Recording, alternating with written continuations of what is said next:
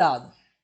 Esse aqui é o passo a passo do Enem, né? As 4 etapas da redação do Enem. O título, o Enem pede título, nessa imagem está aí se necessário, né? Mas realmente faz necessário no Enem o título. A introdução, no máximo 5 linhas, tá certo? Aí tem os parágrafos de desenvolvimento, que aí você pode colocar 2 a 3 parágrafos. E a conclusão também, mais ou menos 5, 6 linhas, tá certo?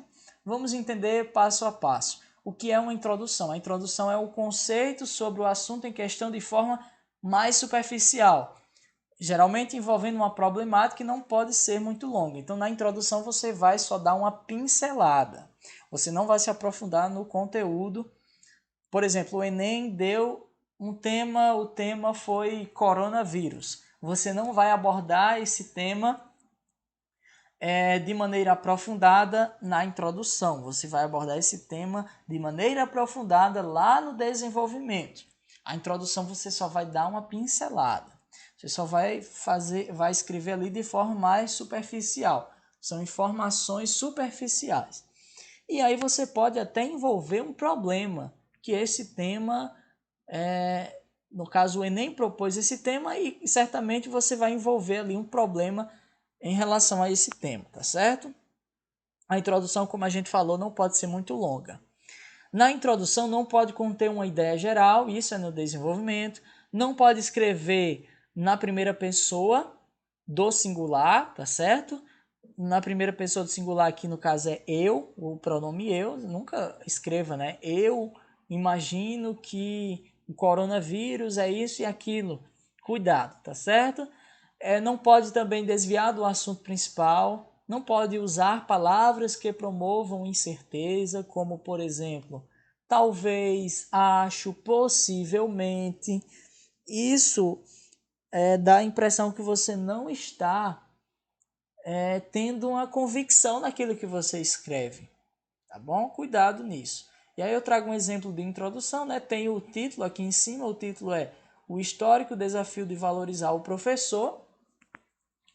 E aí, gente, a introdução começa: os Estados Unidos, vírgula, veja o uso correto da vírgula. Referência em desenvolvimento tecnológico são, quem são aqui, né? Quem são? Os Estados Unidos, então é plural. São um bom exemplo de que a educação de qualidade e com a valorização adequada gera bons frutos. Em contrapartida, no caso contrapartida pode ser escrito aqui, por outro lado, né? Por outro lado, no Brasil a realidade tem sido bem distinta. Cuidado, né, em querer colocar palavras bonitas que às vezes a gente não sabe o significado e acaba comprometendo a nossa redação. Escreva palavras que realmente você tem convicção do significado delas, que você tem convicção da escrita delas. Se você tem dúvida se aquela palavra tem hífen ou não, se é com cedilha, com acento ou não, então não escreva. Procure outra palavra que seja semelhante, que tenha o mesmo sinônimo e adeque àquela frase. E aí diz, o baixo piso salarial dos professores aponta essa falta de reconhecimento aos profissionais da educação. Tal desvalorização é fruto de baixos investimentos governamentais aliado ao passado histórico brasileiro. Eu fiz aqui nessa introdução, na verdade essa introdução não é minha, né? Eu peguei de uma pessoa da internet, mas explicando, né? Essa introdução foi feito algo que possamos assim entender de certa forma uma comparação entre os dois países, os Estados Unidos e também o Brasil, porém de forma bem superficial, né? Bem pincelado aqui porque é uma introdução. Então, criticamos de certa forma a realidade aqui da valorização dos professores no Brasil.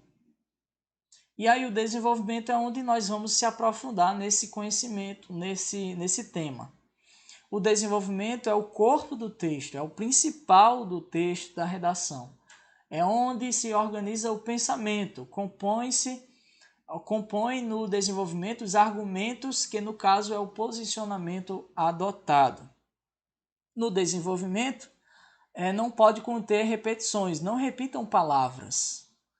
Eu diria até na redação em si, não é bom repetir uma palavra, porque você coloca ela em uma linha e 2, 3 linhas abaixo você coloca ela de novo, aquela mesma palavra, passa a impressão que está sendo muito redundante, que o seu vocabulário, sua escrita não é muito, digamos assim, muito grande, né? Não é uma escrita, não é um vocabulário que tenha muita qualidade, certo? Então não vamos repetir muitas palavras nas redações.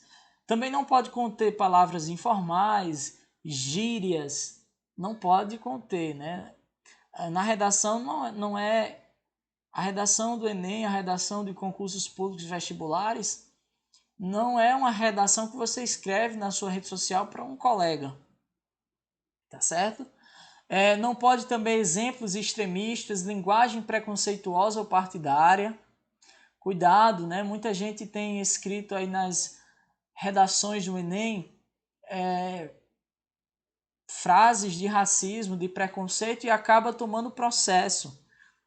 Tá bom? Não pode ser extremista. Eu quero falar das autoridades. Então, que se fale das autoridades sim, de uma forma geral e não muito aprofundada. Não cite um governante, não cite um partido político ou uma determinada classe.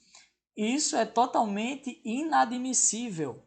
Tá bom? E também não pode conter exemplos fracos e fora do contexto. Existe aqui um exemplo de desenvolvimento, que aí 2 parágrafos ou 3 parágrafos é o ideal no desenvolvimento, tá certo? Diz assim esse desenvolvimento.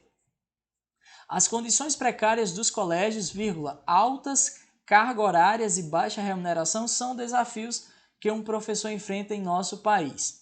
Tais entraves ou tais dificuldades, tais problemas são consequência da falta de amparo pelas autoridades que pouco fazem para melhorar os salários e os benefícios da profissão.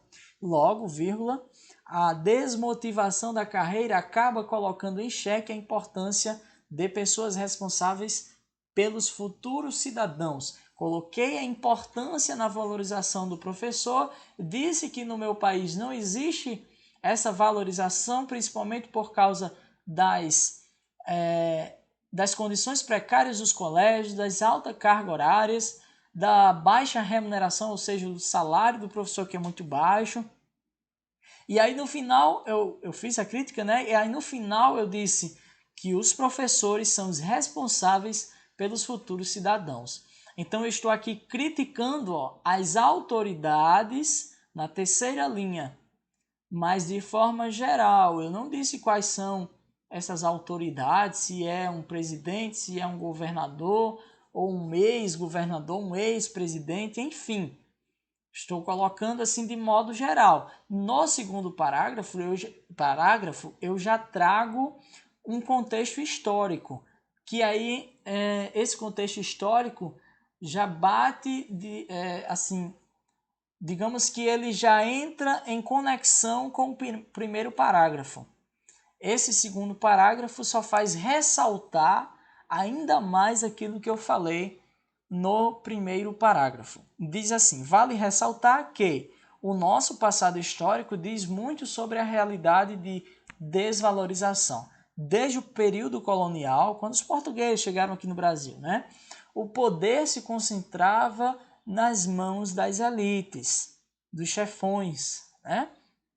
Por consequência, educar as classes mais baixas não era um bom investimento, visto que isso colocaria a hegemonia elitista em risco. Atualmente, eu trouxe o contexto histórico, agora estou trazendo para a realidade, para hoje em dia. Aí diz, atualmente, por mais que a realidade seja diferente, acabamos herdando essa negligência sobre uma educação de qualidade para todos. Esse cenário é claramente projetado na atual situação dos educadores. Por último, para finalizar, a conclusão que a síntese, né? A conclusão é a síntese do problema tratado no texto principalmente no desenvolvimento, é de fato o fechamento da redação. A parte da conclusão deve ter 4, 5, 6 linhas, 7 linhas no máximo, tá bom? Na conclusão, o autor ele pode apresentar possíveis soluções ao problema em questão. Vou voltar aqui o slide para a gente ver qual é o problema. O problema são as condições precárias dos colégios, são vários problemas, né? Além dessas condições precárias dos colégios, as altas cargas horárias de professores, a baixa remuneração, também tem a questão da falta de amparo pelas autoridades e tudo mais. Tudo isso são problemas que aí eu posso, na conclusão, ressaltar possíveis soluções para estes problemas.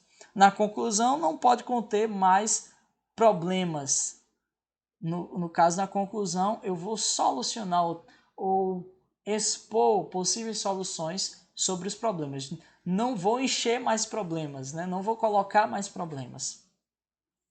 E aí diz a conclusão em síntese, vírgula, a análise da dura e problemática realidade da educação é indispensável para entender essa falta de valorização dos professores. Sendo assim, visando a resolução desse impasse, cabe ao governo federal um maior investimento na educação por meio de salários mais dignos e benefícios trabalhistas mais abrangentes, visando aumentar a motivação da profissão. Dei a solução? Dei sim. Cabe também, aí eu vou concluir aqui com outra solução. Cabe também a conscientização das crianças sobre a importância dos professores e o respeito que merecem por intermédio do núcleo familiar. Então é isso, gente. A redação do Enem é justamente isso. Algumas dicas importantes quando você for fazer uma redação. Se for no Enem, no vestibular ou concurso, se estiver valendo, se o negócio estiver de fato para valer, então certamente vai ter um tempo. E aí você pode calcular o seu tempo. Não demore muito, né? Não demore aí 2, 3 horas fazendo uma redação, eu acho muito tempo. Mas também você não pode ir com muita pressa, não pode ir com muita sede ao pote. Você não pode ser muito rápido. Então que você tenha um equilíbrio. Saiba também o que você não pode fazer, o que você não pode escrever, isso é ideal. Né? É imprescindível você saber que palavras escritas de forma incorreta baixa o ponto, né? Você vai ter uma nota mais reduzida. Respeite também o número de linhas. Se o Enem pede 25 linhas, não extrapole, não faça 30. Se o Enem pede 25 linhas, não faça 10, 15. Não faça isso, tá certo? Use a norma culta da língua portuguesa, a linguagem formal, tá certo? Das palavras escritas de forma correta. Utilize a folha de rascunho. O Enem dá uma folha de rascunho, você faz todo o que a gente chama de borrão, né? Faça todo o seu borrão nessa folha de rascunho, escreva, pontue, enfim, faça o que achar necessário na folha de rascunho. Depois você pega toda a sua redação, todo o seu texto e transcreve para a folha que será de fato lida pelos avaliadores do Enem. E, obviamente, leia, releia o seu texto. Tá certo? Se você não gosta de ler, tente ler, busque, né, a prática da leitura, pegue aí um livro que você tem interesse no assunto, enfim, leia e releia. A prática da escrita e da leitura, ela vai ajudar muito você a realizar uma boa redação. Então, espero ter ajudado vocês, né, assim, na medida do possível realmente, pois eu não sou professor de linguagens, língua portuguesa não é minha área, né, na verdade eu sou formado em outra área, mas enfim, eu acredito que eu ajudei, nem que seja 1 ou 2% aí o pessoal que pretende fazer o Enem este ano, né, concursos públicos e vestibulares. Qualquer dúvida pode entrar em contato conosco. Valeu, gente, até mais.